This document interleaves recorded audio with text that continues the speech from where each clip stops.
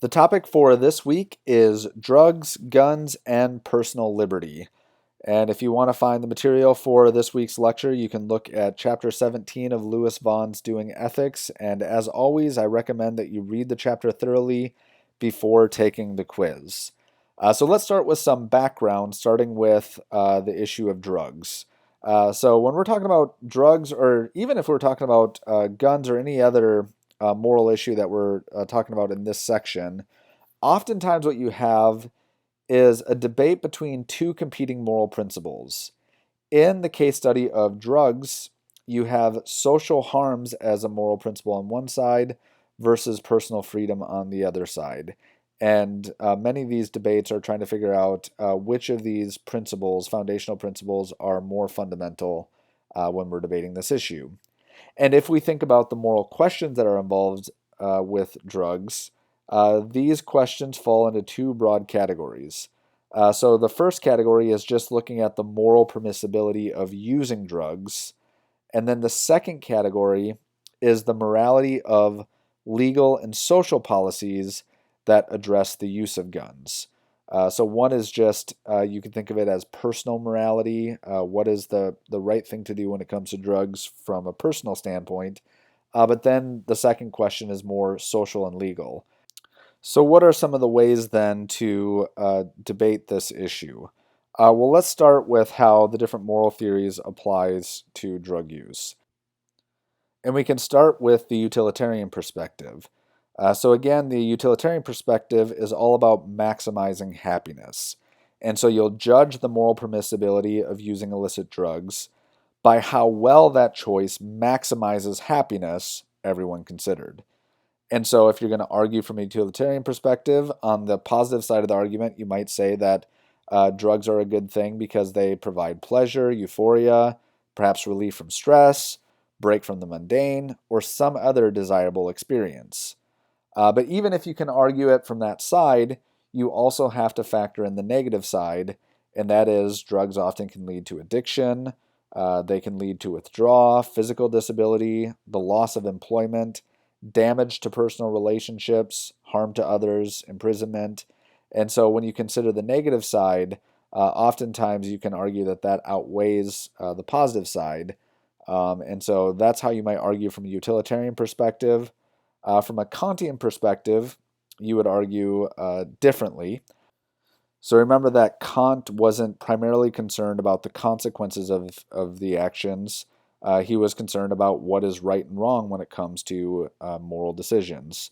And so from Kant's perspective, he would likely condemn the use of illicit drugs because it would violate the categorical imperative, which is, again, never use persons merely as a means to some end, but always as an end in themselves. And the use of drugs would likely violate that principle. Because when we use illicit drugs, we use ourselves as a means to the end of drug-induced pleasure or reduction of stress or any other type of altered consciousness. And so we're using ourselves as a means to an end to get that state. And that is something that's not permissible in Kant's philosophy. And at the same time, we would impair the very things that constitute our personhood, which is our autonomy and our capacity for reasoned self-determination. And so using drugs will inhibit some of those capacities. And so that would also violate the categorical imperative.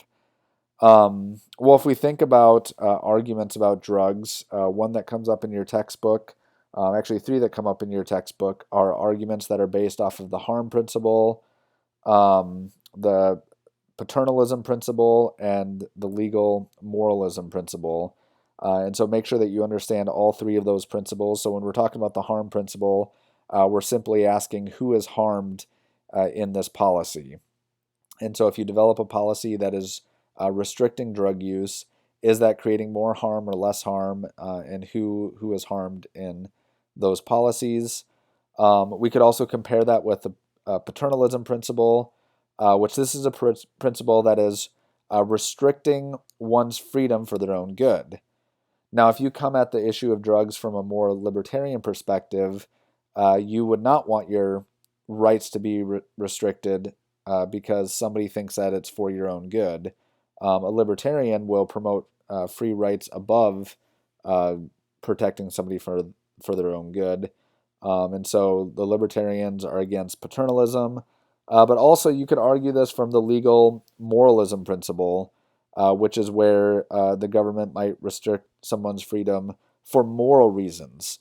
So this is slightly different from the paternalism principle because you're arguing that the use of drugs is immoral in some sense, and because it's immoral, therefore you should restrict immoral acts, or the government should restrict moral acts. And so that's how arguments about drugs get into policy and law questions. So now we turn to the topic of guns, and specifically the issue of gun ownership. So again, we have competing principles that we're working through. So we have the principle of security versus the principle of individual rights.